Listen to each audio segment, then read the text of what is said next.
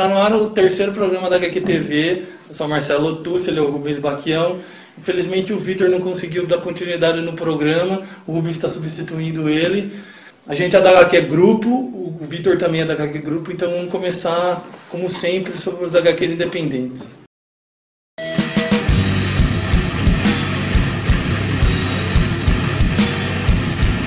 O HQ independente que eu vou falar hoje se chama Beabá. Ela foi produzida pelo Daniel Batista e ela tem só um volume até agora. A HQ conta com a participação de 4 artistas convidados, um deles é o IE de São Carlos. Ela foi lançada pela Olivatos Press, conta com histórias em quadrinhos infantis baseadas no folclore brasileiro, páginas para colorir e uma entrevista com o autor. Eu agradeço ao Daniel Batista por ter enviado, valeu.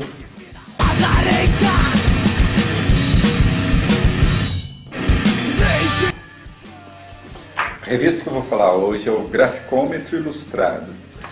Ela reúne vários artistas e o interessante é que tem histórias de uma página, cada artista faz uma história de uma página e é editada pelo selo independente Olivatos Press. Além dos quadrinhos, a revista também tem contos, curiosidades e foi indicada em 2009 ao prêmio de melhor fanzine pela Associação dos Quadrinistas e Caricaturistas do Estado de São Paulo. O número 1 da Graficômetro foi lançado em setembro de 2012, conta com 17 artistas e 26 histórias. O projeto gráfico dessa revista foi feito pelo Sérgio Luiz, que é o IE, que também participou na Beabá, que o Marcelo acabou de apresentar aqui. Esse exemplar que está aqui foi trocado pelo volume 1 da HQ que a gente tem produzido, então a gente agradece o IE por esse exemplar.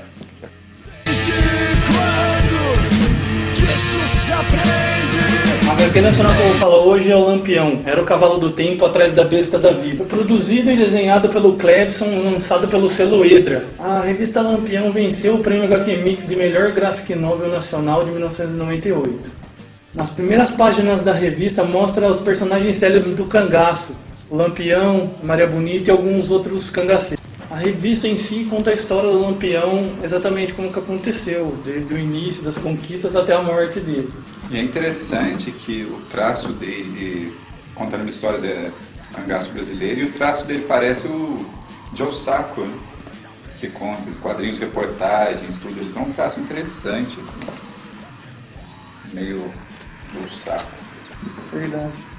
Nas últimas páginas da revista encontra-se um acervo de coisas do sertão. Inclusive aqui tem um chinelinho, que é igual o dele, quer ver?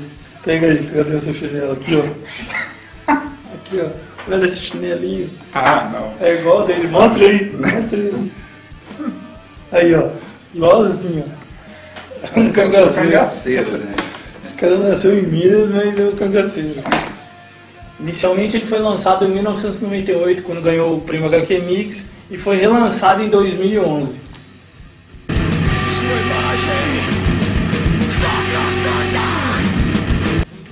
Meu quadrinho gringo de hoje é esse aqui, A Torre Negra, que tem como criador e diretor executivo de produção o Stephen King. E o roteirista é o Peter David, que trabalhou em muitos quadrinhos da Marvel, fez histórias para Homem-Aranha, Hulk também. É uma minissérie em 6 edições, esse é o segundo volume. Foi lançado em 2011 pela Panini, essa edição. E a arte é do J.D. e do Richard Zanov. A minissérie conta a história de um pistoleiro que o destino dele é procurar e salvar a Torre Negra. Só que ele vai sendo impedido do caminho por visões que vão assombrando ele e impedindo ele de realizar a missão dele. É interessante falar aqui que esse é um trabalho que o Stephen King produz diretamente para os quadrinhos e ele é um escritor consagrado, né, de muitos livros, best-sellers famosos no mundo inteiro e muitas adaptações para o cinema de suas obras, tipo o filme Conta Comigo, A Espera de um Milagre, O Iluminado, que são clássicos, né, que foram escritos pelo Stephen King. Carol, Estranha, Cujo. Isso. Até séries igual Lost foram inspiradas no trabalho dele, Under the Dome. Isso, né? Under the Dome, hoje em dia está passando Under the Dome, que é inspirado no... Interessante ressaltar que é um trabalho que ele produziu diretamente pelas histórias em quadrinhos.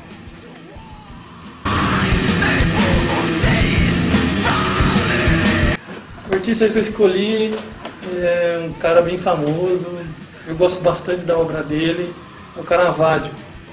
O nome dele não é Caravaggio, se chama Michelangelo Merisi. Caravaggio é porque é onde a família dele nasceu, era uma aldeia chamada Caravaggio, na Itália. Ele morreu aos 38 anos, novo ainda, e foi um dos primeiros representantes do Barroco. Eu acredito que a principal obra deles é a Deposição de Cristo.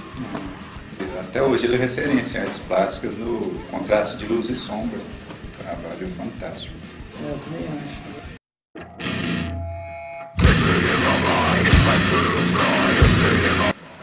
Eu vou falar sobre Frank Miller, que é um quadrinista norte-americano, famoso e muito influente nos quadrinhos mundiais. O Frank Miller começa a carreira dele cedo, ele começou a trabalhar para Marvel e para DC jovem ainda. Tem uma influência muito grande dos mangás japoneses, principalmente do Lobo Solitário, do Kazuko Hikozeki Kojima. Ele tem uma influência muito grande desse tipo de mangá, que fica evidente na primeira HQ autoral dele, o Ronin, em que ele mistura ficção científica com os traços do mangá japonês também. A história de um samurai perdido em um mundo apocalíptico do futuro. Um dos trabalhos mais influentes do Frank Miller, ainda na década de 80, é o Cavaleiro das Trevas, que ele roteirizou e desenhou com a arte final do Klaus Janson e as cores da ex-mulher dele, Lynn Varley.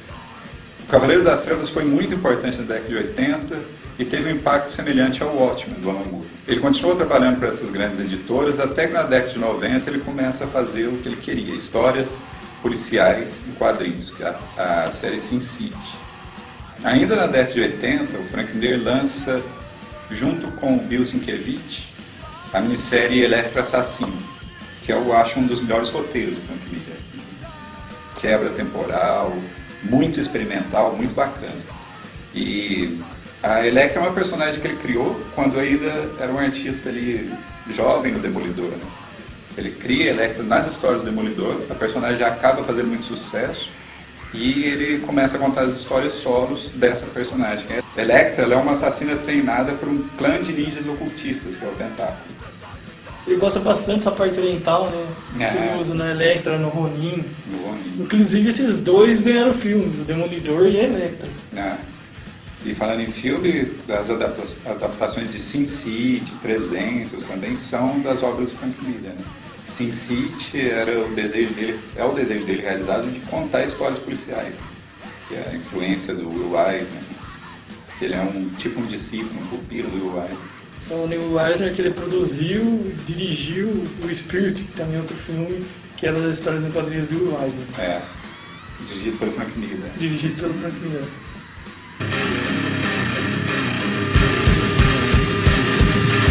O vídeo que eu vou falar hoje novamente é um clipe animado. Hoje é da banda Ratos de Porão. A música chama O Próximo Alvo. O vídeo foi desenhado e produzido pelo Didi o Rio Branco. Foi lançado em 2003.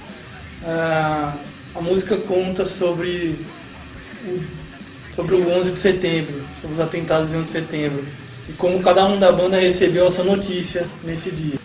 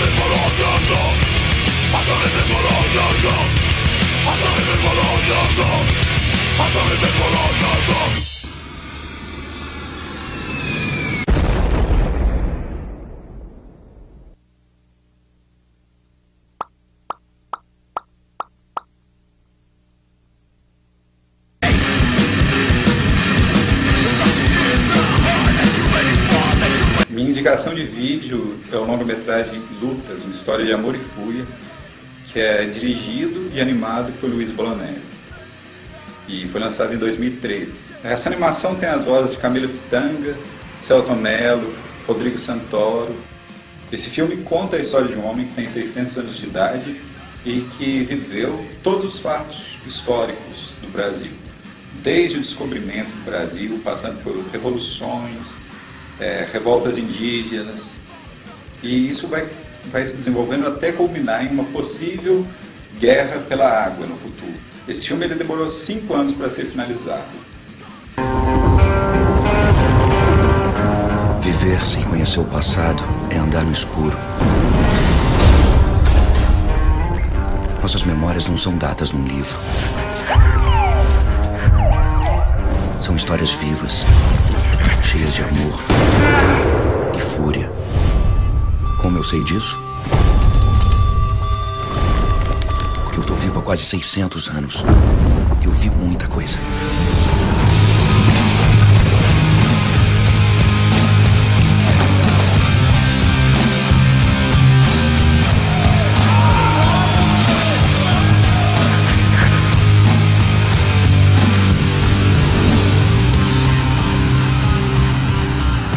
Eu reencontrei Janaína no corpo de outra mulher.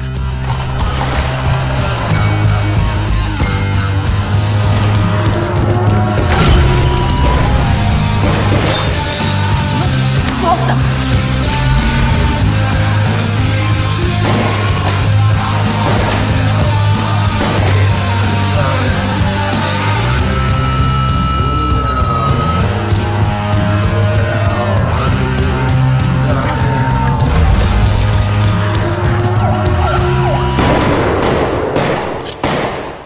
Eu vi muita coisa. Posso contar. Bom, galera, o programa fica por aqui hoje. Eu queria só ressaltar que a gente precisa de HQs independentes para estar mostrando nesse quadro, que a gente não tem muito, a gente queria que vocês enviassem.